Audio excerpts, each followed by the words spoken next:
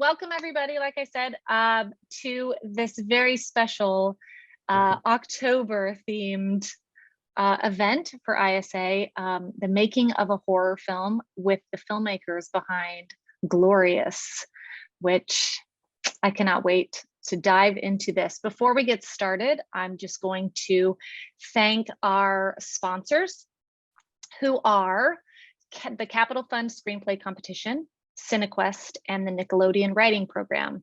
And everyone who's here can get $10 off a CineQuest entry.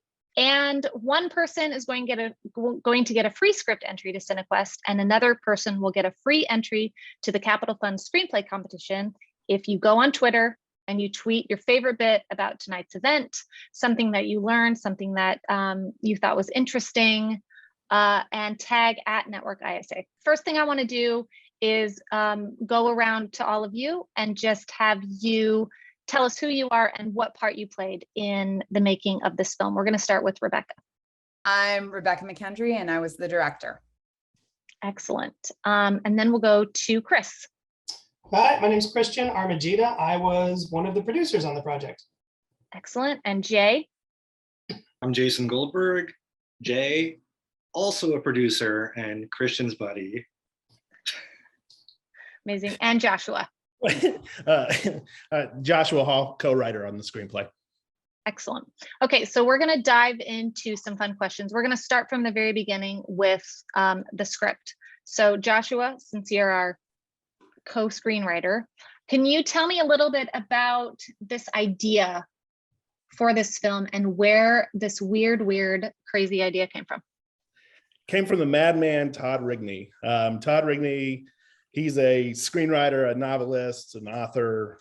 He wrote the movie, or the story that the movie Found is based on. I don't know if anybody out there has seen Found, but and he had this story idea, and we had been working on some other stuff that was a little too big. So I had asked him, do you have something smaller, a little more realistic? And he said, I have a Lovecraftian Gloryhole idea. And I was, kind of taken aback, and we sort of developed it in tandem for a while, and then he got busy with some stuff, so I took it over and developed it for a few years, and then that's where the idea came from, though, that madman. Wow. And so this idea of a Lovecraftian Gloryhole, I mean, when you first heard that, obviously it piques your interest, but how did it change throughout the course of those, the time that you were working on it? And did it get more complex, simpler? Kind of take us through the process for you. Well, I think there's three different kind of the origin of this story starts with where Todd had it, which was more of a government conspiracy thing where you had to, do this thing to a glory hole to keep this monster at bay, which was this government conspiracy, sort of cabin in the woodsy. We took that out, just put it this simple thing. It was more, a smaller version of just a two-man play without, anything else. So from there, that's what I developed really heavily. And then once I handed it off to Jay and Dave and Rebekah, that's when it became the product that you see now is this gigantic in scope story, but really it's all just about a circle. So that's what it is. So, yeah. The circle's a little bit bigger than that. Yeah, a little bit bigger. Oh yeah, sure. Talk about size here. Okay, so let's move into that phase of you have a draft of the script. I believe the story is that, Jay, will you hop in here and sort of like what happened next? Because I remember seeing you talking about it on Facebook.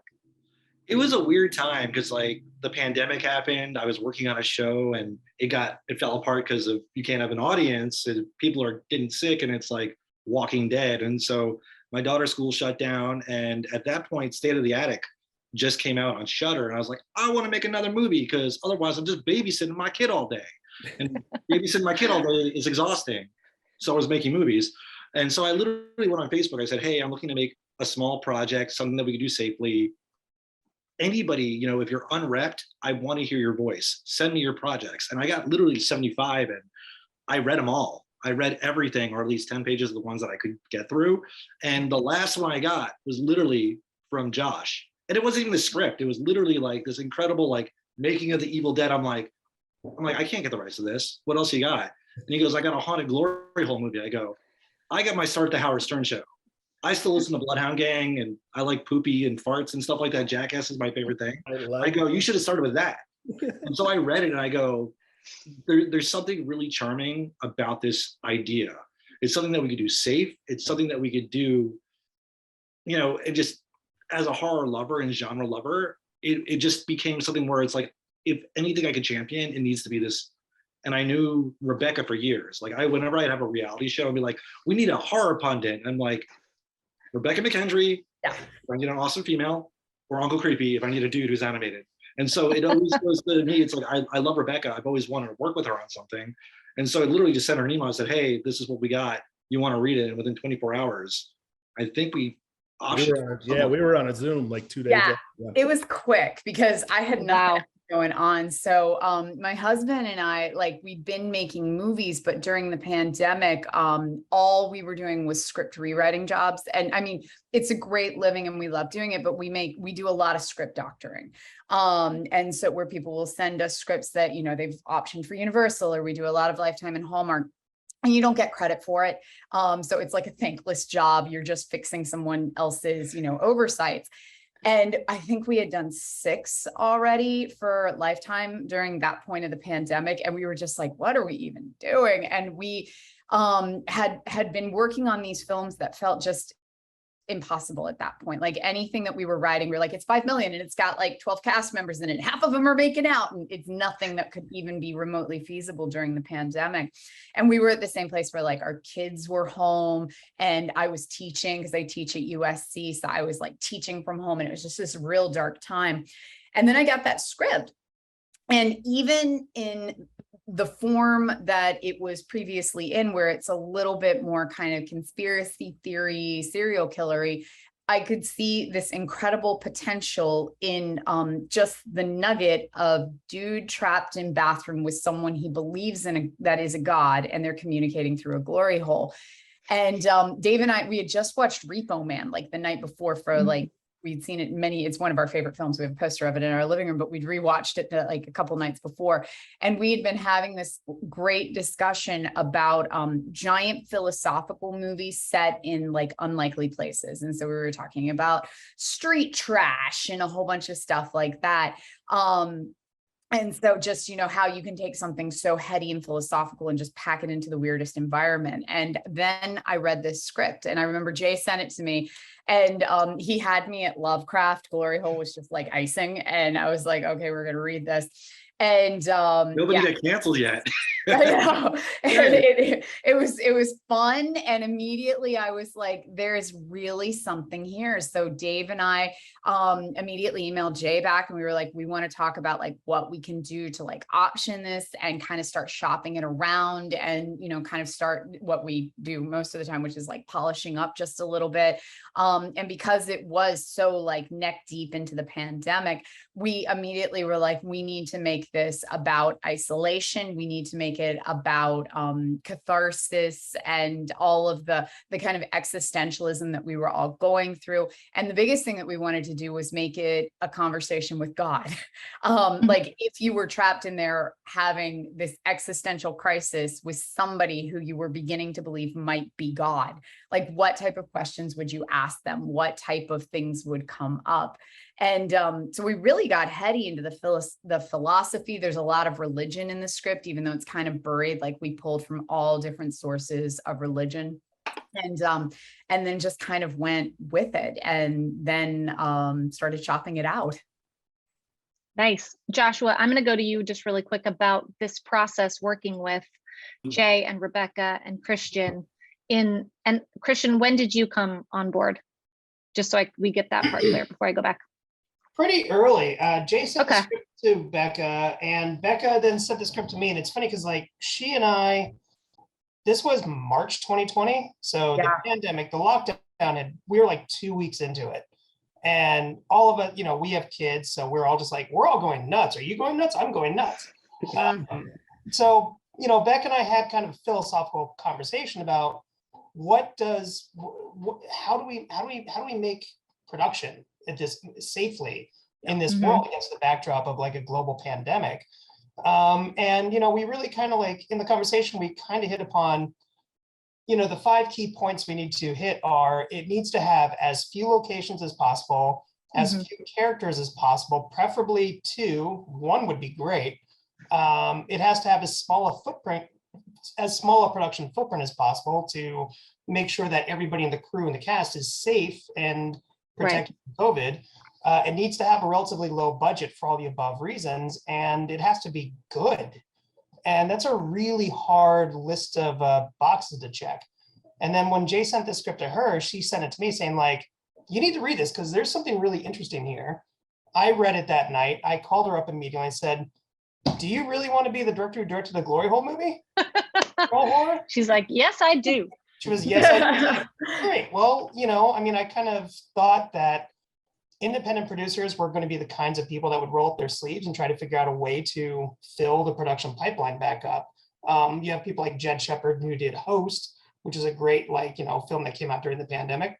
This was going to be like our challenge, is an opportunity really. And so we thought, let's kind of like think about this as an experimental film and find a way to make this happen. So I was all in when Becca sent me the script. Yeah. Awesome. So Joshua, I'm coming to you because I wanted to ask you about that process of once you have all of these amazing people on board, and what was that rewriting process like? Well, it was easy. It was like, you know, you trust these people are known for what they do, you know, like I'm sitting in Indiana and they're all in LA, you know, or all out there making movies together or making movies on their own. And you know, I had struggled to make something with the project for years. And so, you know, at that point, I'm already a fan. I just hand it off. I let them, you know, I trust them with the process because that's part of being a screenwriter, is just having to trust these people with the process. And everything's still a collaboration. You're still kept in the loop, but it was great. And it was, you know, I've been such a massive fan of the entire thing and just having so much fun and just, you know, it's unreal. It's still like unreal. Even, you know, the movie's been out for 2 months and I'm still just, you know, cheering it on and just so excited about everything that's happened with it, you know, and so, but that all starts with me putting my trust in this team of people that I never met. Heck, I didn't even meet them for the first time until the LA screening 2 months ago, you know, so. Wow. Yeah. So it's just, it's putting faith in people that are much better than you are. That's right. It's a very difficult thing for somebody to do, though, to hand over. It's hard for screenwriters to do that, right? To just go, okay, go. I've been working on this for so long. It's so hard because usually like your screenplay is your baby. And I mean, that's what Steve and I do a lot of the time is we are known for our script doctor work, which again, it's a thankless job. You're brought in and you're just polishing up someone else's baby. And it's always the idea of you preserve the core of it because there's something really beautiful and they're doing a lot of things right. And it's just kind of like, you know, well, let's just move this over here. And so, yeah, it's something that we find a lot of it's fun for us. Like we really like it. Right. But yeah, it's always difficult on a writer's side. And then sometimes, I mean, there's not a writer in Hollywood that does not have the story of, I wrote this thing and then I gave it to these people and you should see what they did with it. Like it's every writer has at least one of those stories. Right. It goes both ways, but yeah, you want to try to always do right by the author's original intent. And usually if it's something that, you know, I can see what the joy in it is, like immediately we'll know exactly what we need to, okay, this needs to stay intact.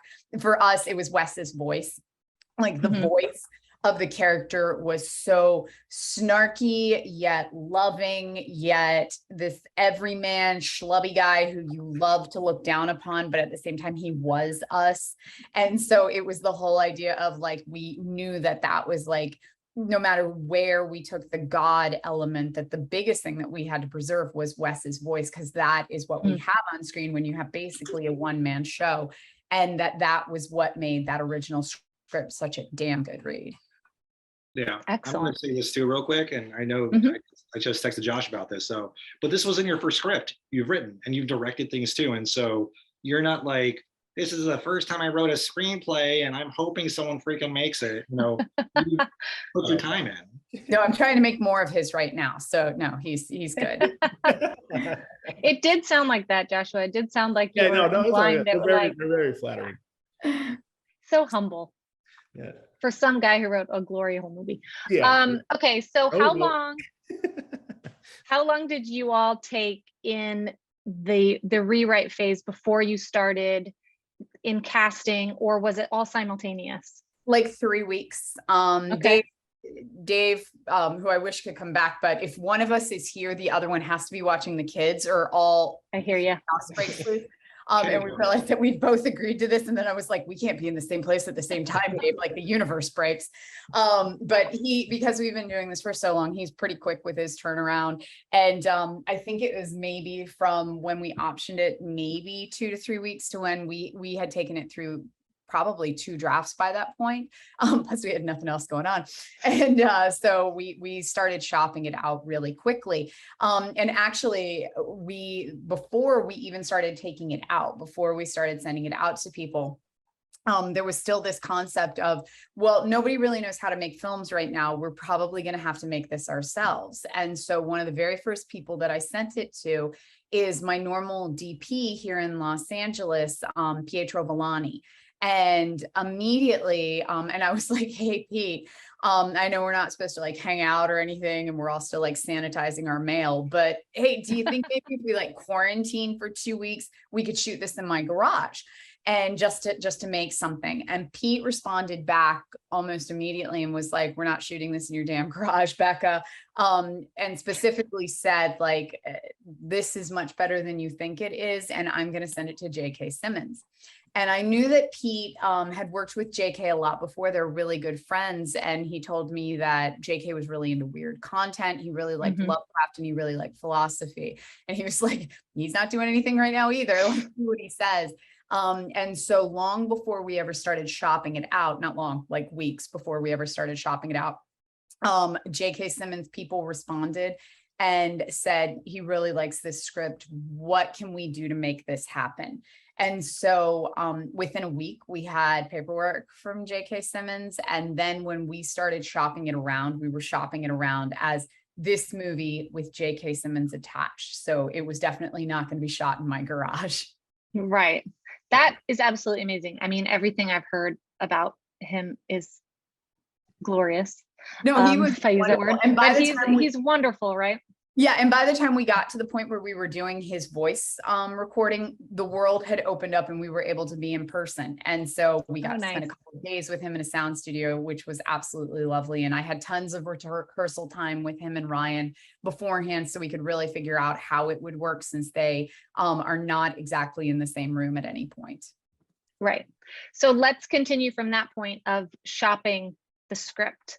And I don't know how much information you can give, but can you take us through sort of the process of that part of it? Yeah.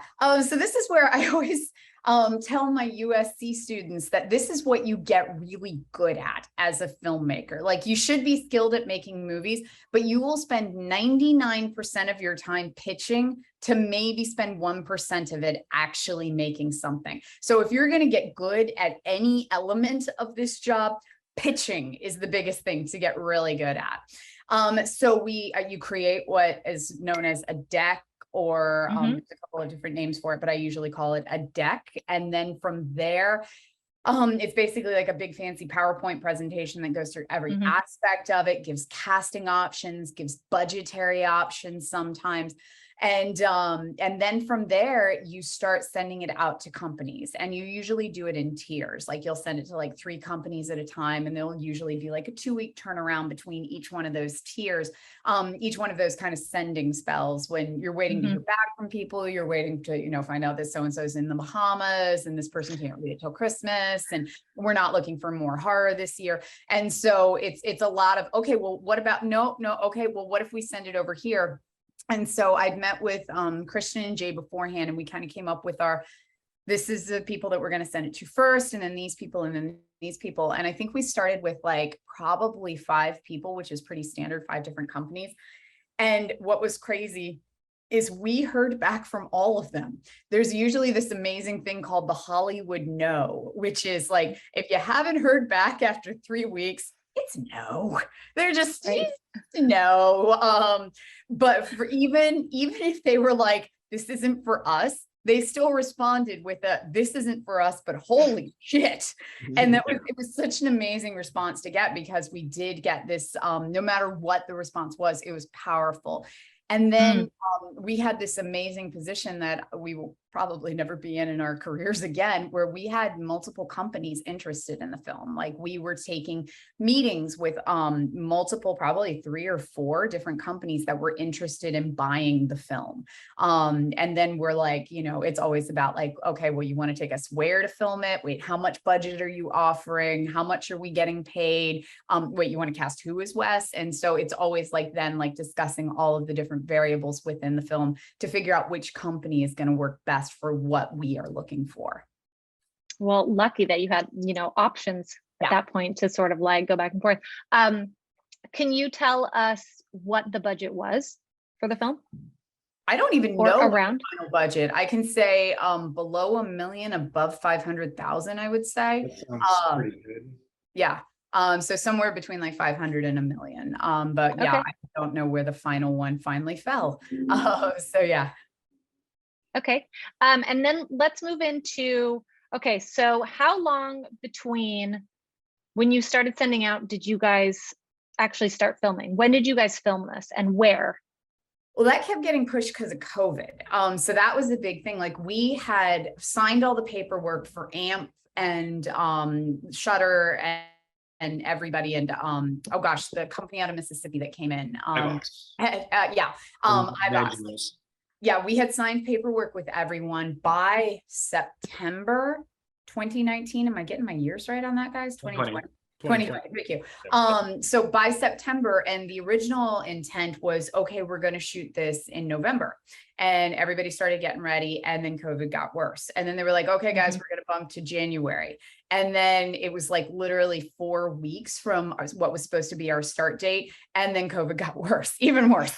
That was like the Christmas, that was awful. And they were like, we can't bring anybody out right now. So from January, they pushed to April. And then we ended up going in May.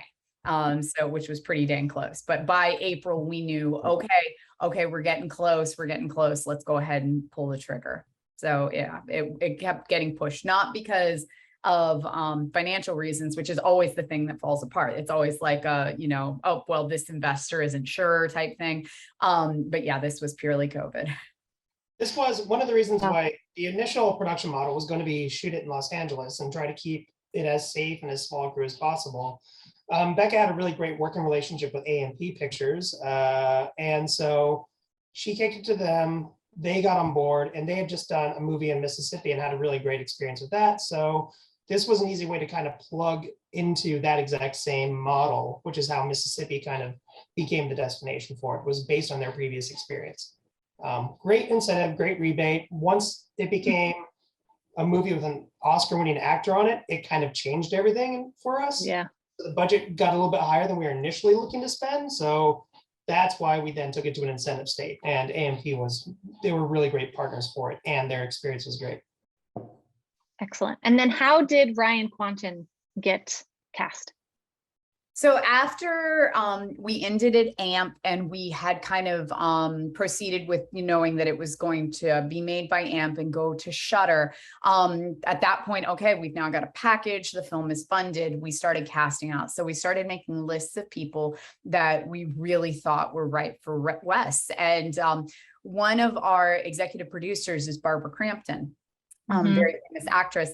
And she had just done a Creep Show episode with Ryan Kwanten. And so as we were generating our list, she was like, Ryan Kwanten would be great for this. And so then I went back and watched a lot of his projects. I watched the Creep Show episode. At the time, he was on the Netflix show, Them, thank you. And so I went back and watched all of his episodes, and I was like, yep, agree. He would be great for this. And she set up a Zoom between the two of us, and we chatted, and what was supposed to be like a little 5-minute, like, hey, you interested? Turned into like 2 hours of philosophy and discussions on the character.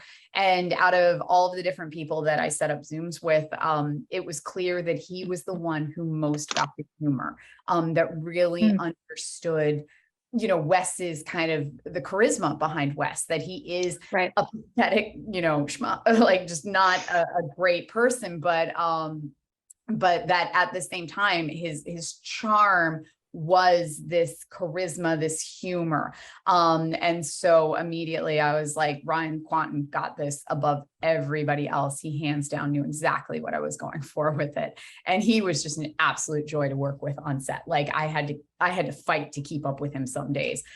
We would average 8 pages a day with him, because we would go through a scene, and it would basically be that we would, we'd block the whole scene out. And then when the blocking ended, he would just keep going. And then I'm just like, keep rolling. And so we were just chasing him, and he was constantly going ahead of us. And it was just great.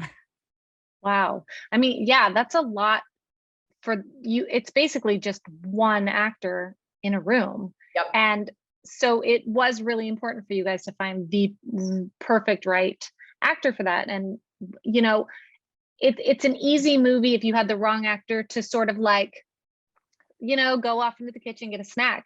But when I was watching it, I watched it, and I have a kid, and I have other things going on, and I watched the entire thing, and I didn't leave the couch, and I was totally into it.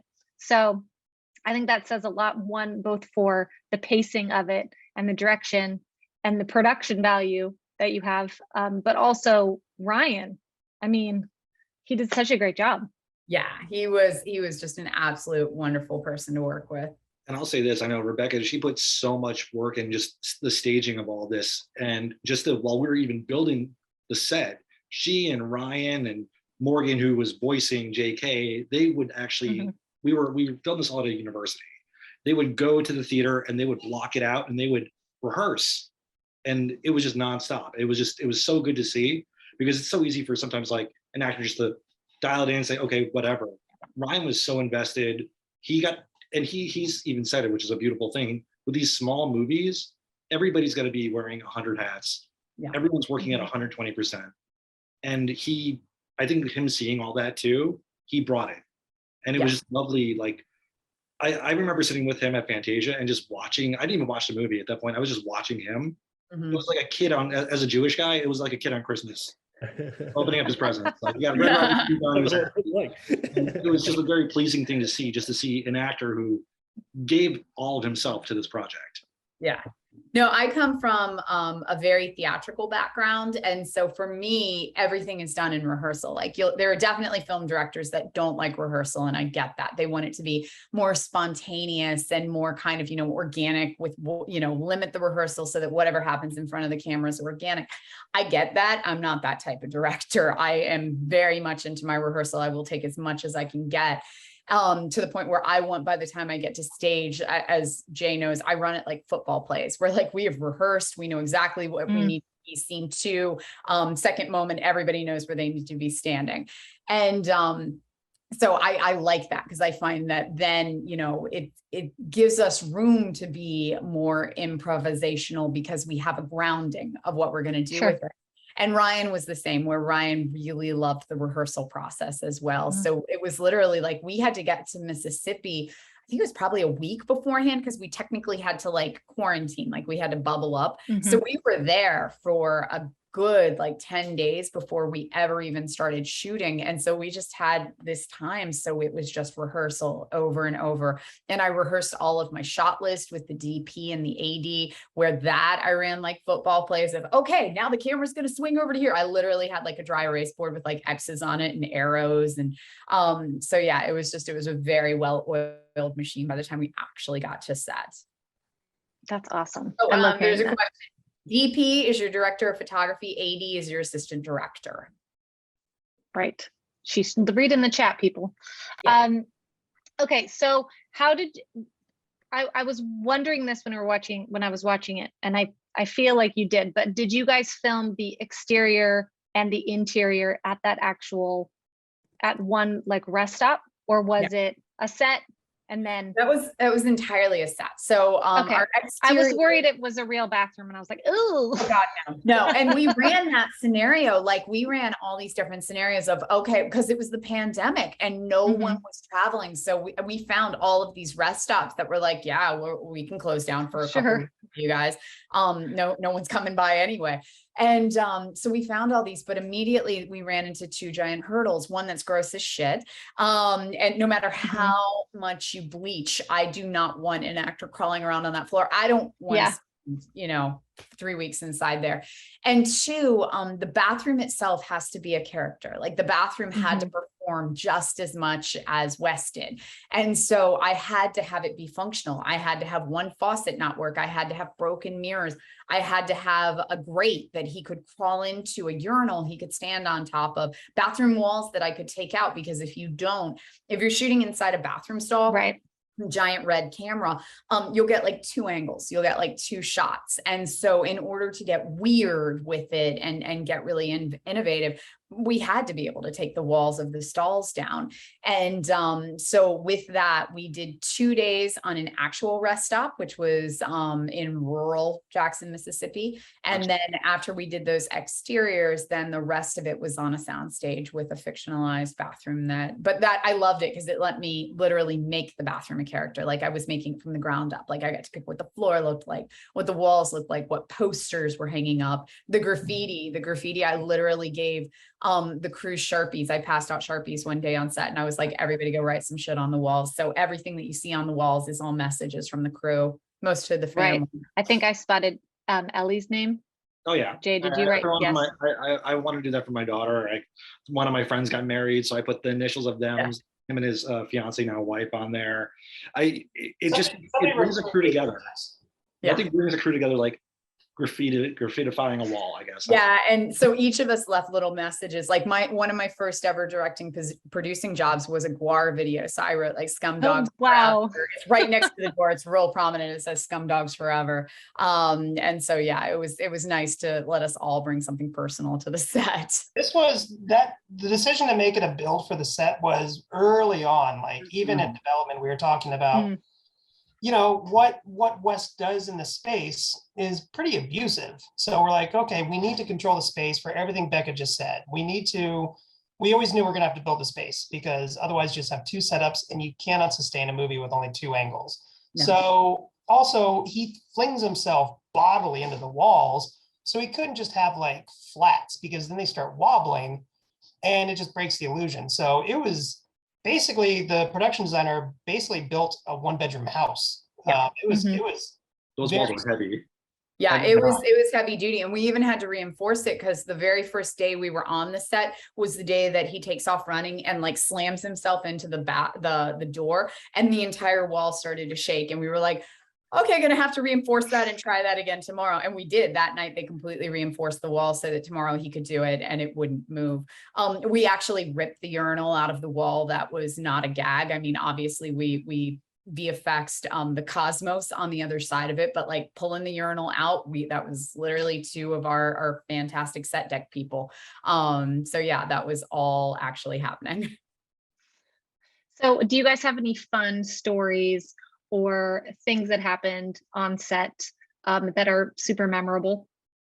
I'd say for me, the biggest thing is the awkward conversations, because no one really expects to have conversations like we did on set, but they were just so casual to us by that point. Where like one day I walk onto set and our amazing set deck guy, Alfred, is standing there with this massive like drill, like the type of drill that you'd use to drill like a doorknob. And he's looking at me and he's getting ready to put the glory hole in. And he's like, how wide should this be? Well, wide, where you stand, how tall? And suddenly I was like, we never had these conversations before. And suddenly like we're trying to figure out like what's regulation glory hole width and like, how high should it be? How do we make this authentic? Yeah, how do we make this authentic? And then it was like, well, should it be covered in something? And so we started having all these weird conversations, and it just became so casual that when people would then come to set, like when there would be like, random people being brought in, it was always like a warning that we're going to have awkward conversations on set, but we just try to treat it as fun as possible because it's going to get weird.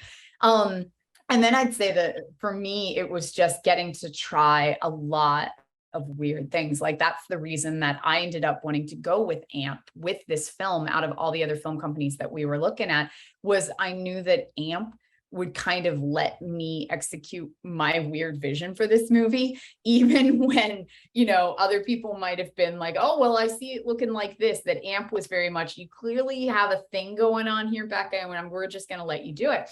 And they did. And so just about anything that I threw at them, they were like, yeah, let's try it. And so when I'm like, let's get a rotating camera going through vents, let's rotate the world, let's can I cause a vortex at the end? Blood Rain was one that was awesome. Everybody, like, we had heard people saying like, I don't think we can do this under $1 million. Like, how are we going to execute? And it goes back to my Guar days where I was like, 4 bug sprayers, like it's what you use to fertilize your lawn, and a lot of blood. And AMP was like, okay, you seem to know what you're doing, and just kind of let me. And so, yeah, those were my funnest days on set. That was fun. I think painting the walls with blood was probably my favorite one. That was a great weekend. I'll say this, the beautiful thing about this movie, it was the weirdness, the creative of that.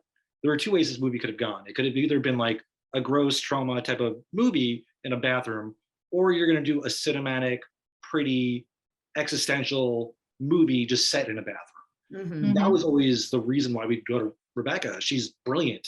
You know, there's 2 different ways to make this movie. And, you know, it was just really, really cool for AMP to say, yes, you want to try it, go with it. Because a year later, when all these pandemic movies were coming out, you could feel like, oh, this was just a pandemic movie. It's people trapped in a room. They're not really taking chances. Here we were given the opportunity to make a movie that still, even if there was no pandemic, I would be excited to see this movie. Yeah. And that was a Christian. Yeah. You know, because, you know, we had a number of producers, so, you know, in truth, it's gonna happen to me too. Don't worry, I get it. Stressed. Mine isn't half the time when they come meandering in. I'm like, why are you here? Where are your pants? Give me 1 second, I'll be right back. Okay, we'll go. Hey, Joshua, were you on set? I was not, just because of COVID protocols, I wasn't able to get there, which, you know, understandable. And, you know, I didn't want to get in the way. No need for me to be. Every day he got updates and live videos and all that fun stuff. My gosh. For me, it's a really important thing. Just, you know, as a writer myself, I want to make sure that the writer's a part of the process. It's not just like, oh, cool, the movie came out. Here's a DVD. Check it out. You know, I always, you know, to make a movie's going to war. And in truth, we wouldn't have been where we were if Josh never sent that email in the first place. So I am a huge proponent and believer of loyalty to whoever you work with. And so it was nice to be able to like, yo, Ryan Kwanten, could you make a nice little video for Josh? And he did all that. And every day we would get photos of this is what's going on. And his name was, Josh's name was on graffiti on the wall just to be a part of it. Yeah, it was great. It was great. That's awesome. So Christian, back to you.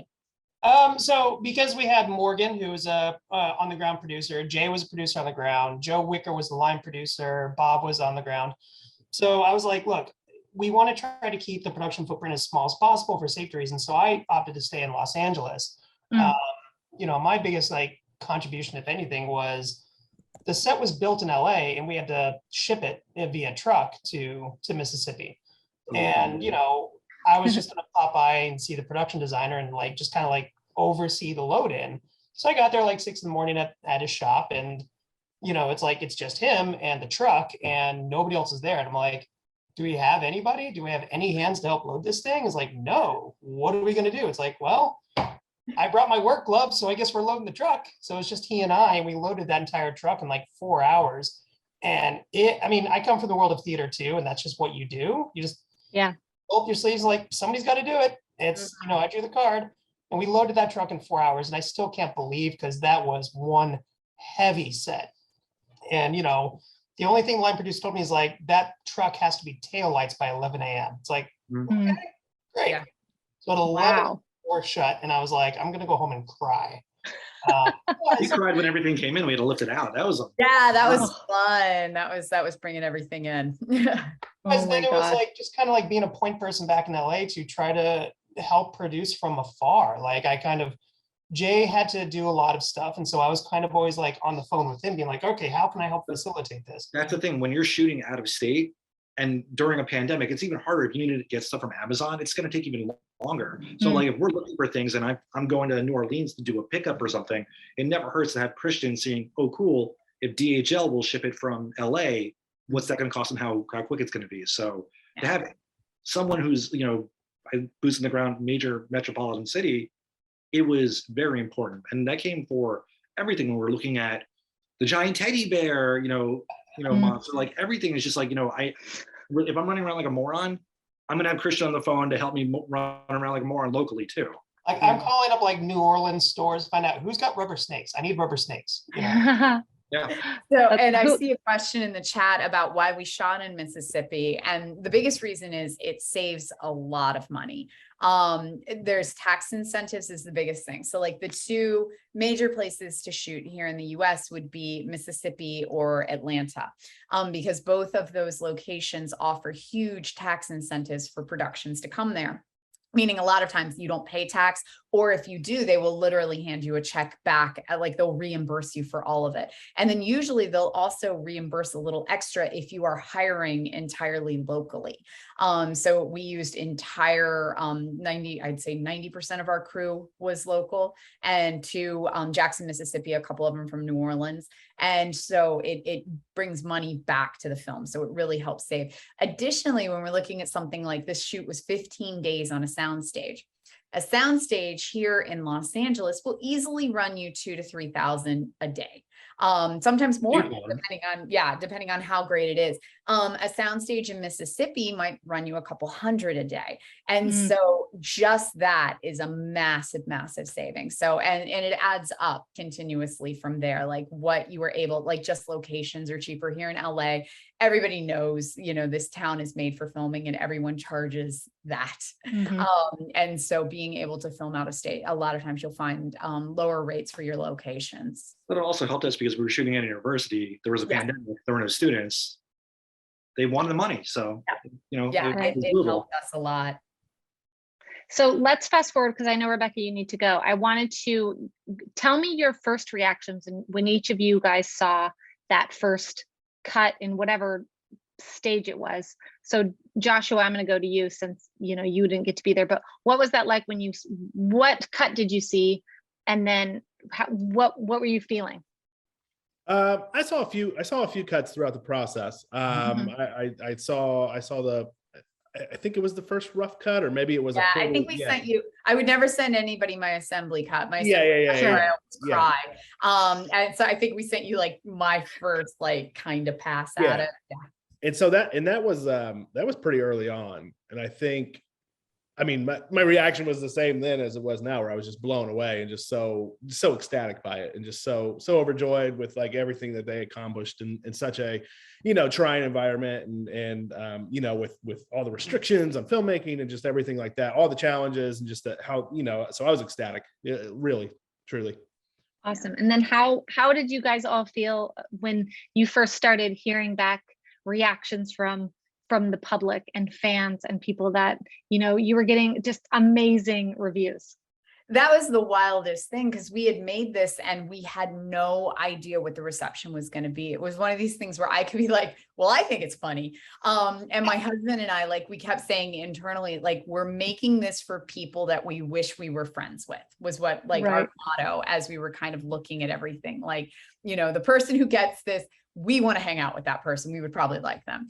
And so that was kind of just our way that we were perceiving it. And then seeing it get such a great reception, we were like, holy crap. And sadly, I'm going to have to go because I have to teach a class. But it has been awesome being here. And I will leave it to these fine gentlemen to continue with this great conversation. Thank you so much, Rebekah, for having me. Thank you for being here. Rebekah. I think it's funny because for a long time, and this goes back to what Becca was saying about how do you pitch a project, and pitching. Producers have to pitch projects to financiers. Everybody's always trying to pitch the way to do these things. And this has always been a challenge because you have to thread the needle delicately when you try to talk about, all right, so there's a guy in a gas station with a glory hole. People are like, what do you want me to invest in now? It's like, no, it's Right. not porn, I promise. So it was really one of the funniest days because we've always known what this was. It was Waiting for Godot with a creature. And we always loved that element of it. When Daily Variety ran the preview for the Fantasia Fest premiere, it was so funny. Like, I had people reach out to me. I was like, wait, you were seriously making that? It's like, yeah, we made that. I think the best article was JK Simmons boards Gloryhole movie. I think when that one went live, I was just like, this is the world we're gonna live in. Academy Award winner doing a Gloryhole movie, great. Another friend who's a really great producer and manager, he just kept asking me, he's like, are you serious? That you seriously made that? I'm like, yeah, because that's, it was a really fun challenge. That to me was the funnest that day that Variety ran that preview, because that's when suddenly the world leaned in to be like, wait, I've got to see what this is about. It's crazy because we literally did our world premiere a year after our final day of filming. So it was a really quick turnaround between, we shot for like 15, 17 days. By, I want to say Thanksgiving, we had a cut, if not sooner. We had a lock cut and everything by January. We knew we were gonna, I think that was kind of like we were locked by November or something like that, but it was such a quick turnaround. The whole thing. I remember Shutter was like, you've got months. No, we're like, we're done. We're happy with it. Developing to acquiring financing through pre-production, production, and post-production was it happened so much faster than I've ever seen it happen before. I mean, I did a movie called Black Coat's Daughter, took 5 years. We Summon the Darkness, took 5 years. Movies take 5 years, and that's kind of like, that's kind of average, and this one just kind of came together in a year. I've never had that type of experience. And having a global pandemic was a big part of that, because people are sitting around just wanting to work. I'm gonna take full credit for how quick it went, dude. 100%. My first movie, I wrote it in 3 weeks. I sold it a week later, and we shot it in October, and there was a cut locked by November. That's crazy. So my goal is for my next movie, whatever it's gonna be, we're gonna go from green light to distribution within 6 months. Amazing. Oh my God. Whatever. If anyone can do it, Jay, you can do it. Well, the Red Bull. Who was inside the big teddy bear costume? That was actually Katie. She was our first AD. No, she's our second AD, because she was also our COVID compliance officer on it. But it was funny because we were going around the room, because it was a really small crew, who A, could fit in it, and B, make it menacing. And we had this, she was so cute and so fun. And she's like, I want to do it. And she brought a lot of, levity and creepiness to a giant teddy bear costume, which, that came all the way from Japan. That took us like 15, 16 days to get. It was every day watching. That was creepy. Tracking. It's crazy. And then we had Josh and Sierra Russell from Russell Effects. They created Gat, our monster and whatnot. And they're incredible. They just finished, it's coming out this week, Hellraiser. They did the effects in Hellraiser. So incredible. Oh, wow. The genre world is very small. I think that's what we're learning when it comes to pitching projects. It's everybody who said no to it, they still text us saying, we wish we brought it. We messed up. I wish it was ours. And everyone's always asking, well, what else does Josh have? And that's the thing. It's just like, it is a small world, and people are always going to know you for making the Cosmic Gloryhole movie that was bigger than being a Cosmic Gloryhole movie. So I don't know. It's a cool thing to see, just to see how everything changes from like the gestation of an idea to the finished script, because the finished script wasn't what we shot. Ryan brought, a whole new level to it. He would change dialogue, and he's incredible. Then you throw in all the practical effects and working with that team, and then adding in Jason Miller and his team with their VFX. Throw in, an incredible score by J. Cole, and it's really amazing to see what that first cut was versus what the lock cut finally was with all the effects, because it changes everything. Right. There really is a lot of art in going to make monster movies. It's a cool thing to see. Right. And now that Rebekah's gone, I wanted to ask you, gents, what was it like being on set with a female at the helm as your director? Well, I guess I was the only one there. And oh yes, well, throughout the process, what was that like? For me, I knew that I wanted to have a female director for this, because a male director would have taken it into a whole different world. And I knew that from day one, when I read this script, I went to Josh, I go, here's who I'm thinking, and Rebekah's at the top of the list. Mhm. And so we kind of like talk, as Josh is a genre connoisseur. He's a big horror guy. He writes a lot of horror stuff. And so it became like kind of like, well, would you feel comfortable with this person at the helm? And so, yeah, for me, I loved it because I've always respected Rebekah. She's brilliant. She's creative. She, if you say Gloryhole a million times a day, it kind of loses its allure, but we still made it fun. She did it ever have an allure? I think. I mean, for some people, sure. That's I guess, yeah, that's you're the right. Point. That's the point of it, right? But there was so much art that she, even with when Gas telling a story, and then everything's coming to life on the stall. She had such a great vision for it, and everybody. That was beautiful. That was so cool. Yeah, the artist is Clint Carney. He's really, really cool. He also did all the artwork in Bliss. I don't know if you've seen that. It's a Joe Bagos movie, and it just kind of shows the testament that everybody saw like this is like the little cool Gloryhole movie they could, and we were able to get the top director that we wanted. We were able to get the VFX guys that we wanted, the practical effects guys that we wanted, because they were willing to take a chance on it. Because when you talk about this movie, there's no way you can't get excited or animated about it. Right. I know We Need to Do Something was another single location genre movie in a bathroom. And we've been compared to that too. But then people see the movie and they realize, oh wait, this is an existential crisis movie. Right. I think the most important thing was that everybody was willing to take a chance on a project that was different, but relatable. Right. Yeah, I think there's there's that great hook, but it's still then once you get through that, it's actually a really it's deep. Not to be but it's deep. I see what you did there. I'm gonna have a million people friend me on Facebook right now. Thanks, Josh. Yeah, I know that. I try to explain it. I just to clarify, I did not submit the script on social media to Jay. We had been friends for a very long time, probably a few years. I mean, and I'll look into our friendship background. Yeah, and he had just made a post that he needed to read some stuff, so I just took a shot and emailed him. That's how I didn't send him you never send anybody your script on Facebook or anything like that. Don't do that. I agree. Right. But just have a relationship with these people. It's not like Jay and I knew each other, so right. But back to your Rebekah thing, to spring off of what Jay said, it's just, to me, she was the perfect person for this. And when he brought her up that he wanted to send her the script immediately, I was like, yes, because I had been such a fan of her for 10 plus years of just, watching her work and watching her, sort of go from this, from, when I was sending her press releases for my little $1,200 zombie movies in Indiana when she was still a Fangoria in 2009 to now how it's where we are as a professional relationship with her. Yeah. And so it's just, she was perfect, and the movie would not have worked with anybody else. I promise that, because other people wanted to do it. I wanted to do it at one point as a director, and it would not have worked. And it takes a special talent to really come onto a material like this and give it the life that it had, and for it to have the reaction that's happening. That's a lot of that is because of the personal vision that she brought to that story.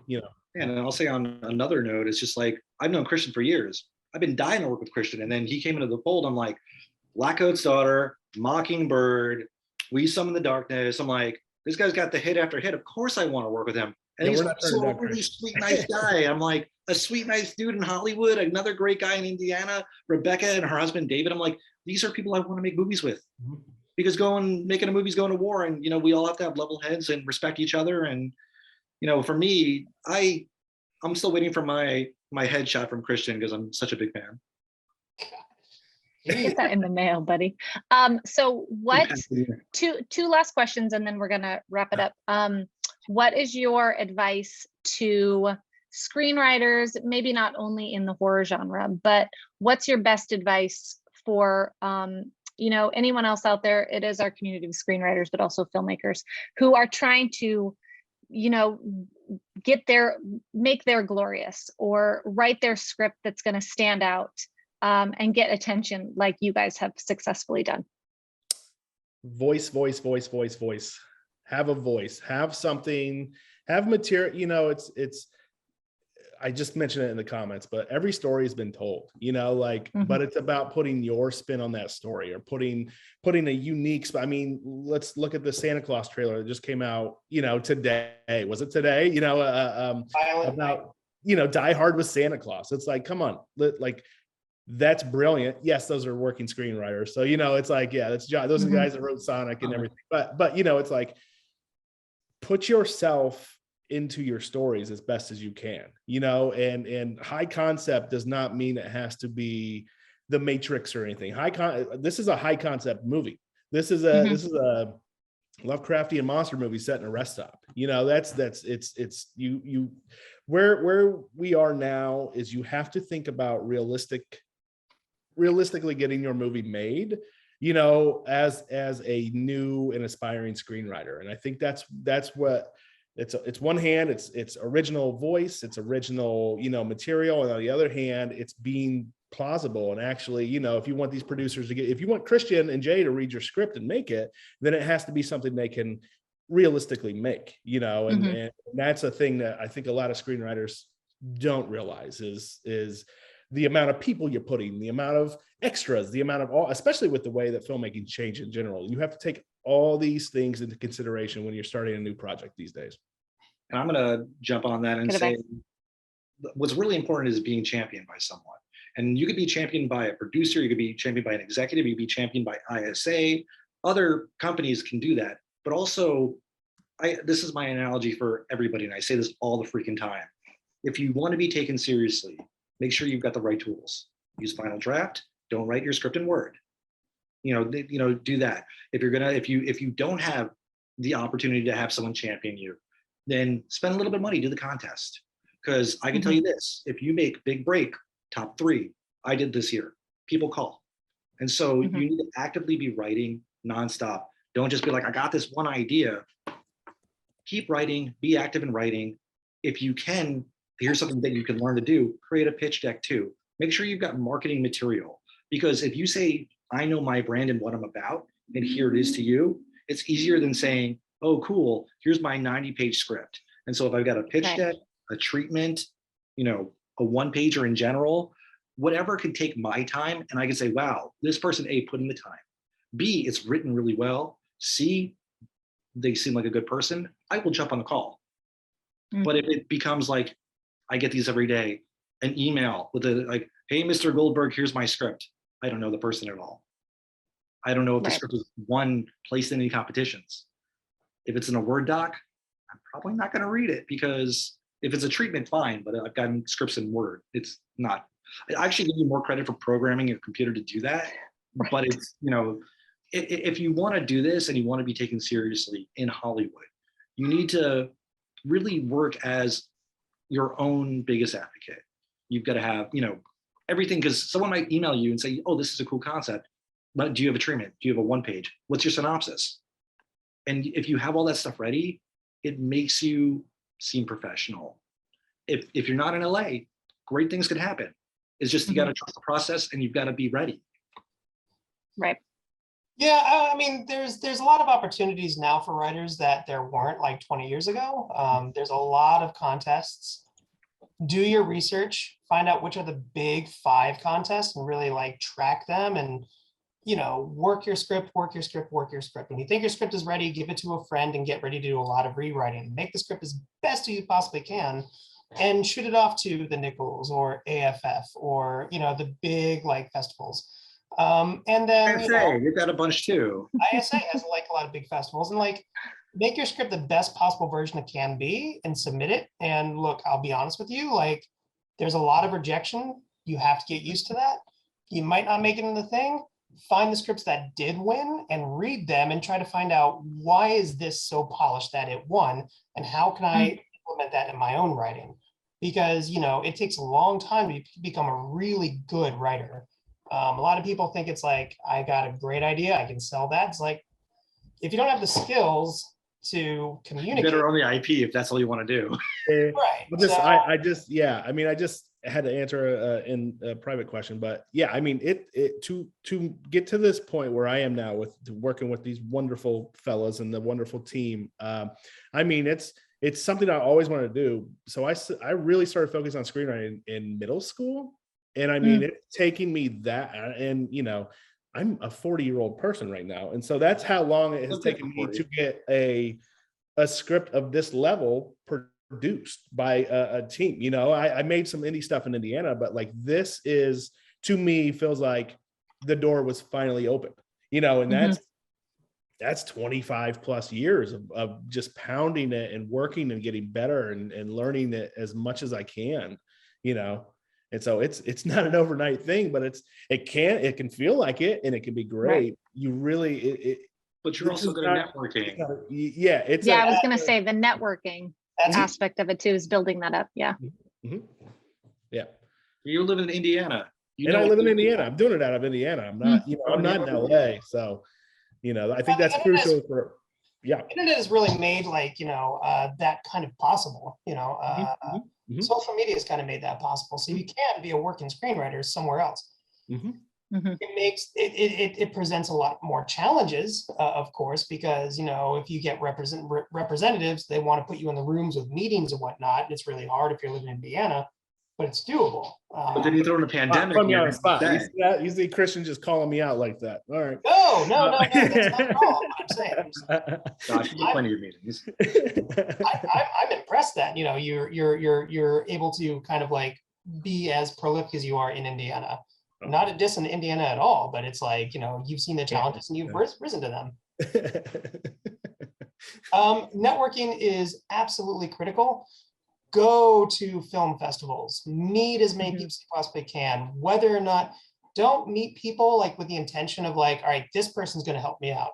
Meet people to make a human connection. Like Jay said, he and I have known each other for like 10 plus years. We've just never worked together. But whenever I see him like at a bar or like at an event or a screening or whatnot, it's like, hey dude, so like have a chat with this guy because he's like super nice guy, knows a lot of stuff, fun to talk to. So more fun to talk to than knowing a lot of stuff, but you know, so that's like when Becca comes to me, the script's like, hey, Jay Goldberg sent this to me. It's like, great, I'll work with Jay. Jay's great. No, but it's all I work with everybody on this team again. I think it would be a blast just because it's not easy making these projects, and you know, the world is so small in the indie filmmaking in general. So, you know, if you get a good group of people and shoot a short if you can, put it into a competition. I know plenty of people who have only written shorts, and you know, if they've got a great brand, you'll get representation. You know, I think, you know, a lot of people, it's hard because everyone wants to write that great American screenplay. Write what you want to write. Write what you'd spend $50 to go see at AMC. You write that story, and if it comes from the heart and it's well written, it'll be well received because there's a sense of honesty in the writing. But if you're just kind of like churning out like what, like, oh, this week zombies are huge, well, let's do a zombie one on a boat or something like that. Find what keeps you. I got a zombie boat. I've watched zombies on a boat. Yeah, I got a Lucky Ones Drowned. Zombies on Titanic. It's so expensive, nobody wants to make it. But the most important thing is just, you know, going all in on yourself. As a writer, taking that chance, writing that haunted Gloryhole movie. You know, because it's something Don't do that now. Don't do that now. Sequel. Yeah. It's from Gat's perspective on the other side. It's glory holes. It's a perspective, forced perspective. Oh no, there's one on each side. Oh Lord. So final question, what is next for all of you? What are you doing next? What's going on now? What's going on? Josh, I'll let you go. I'm on vacation. I'm not. No, I have a lot of things in development. You know, I've obviously talked. You know, I'm talking with the Glorious team on a pretty regular basis about what could be next, what we're thinking about. You know, my manager has multiple projects out there. You know, there's a lot of potentially cool things that are next, but there's nothing locked in stone. And I think it's fun because right now it's just, you know, you're just seeing the potential of a lot of different things and seeing what's going to happen. It's much like the Glorious situation where you're just kind of lucky to be in this position. And I'm just, you know, kind of hanging out on the Oregon coast, just hanging out with friends and celebrating what a cool year it has been. So yeah. Well, I think the important thing is that you're ready. You were ready with your next materials. Like you had stuff ready to go. So when that struck and you know, people are like, okay, what else do you have? You have stuff.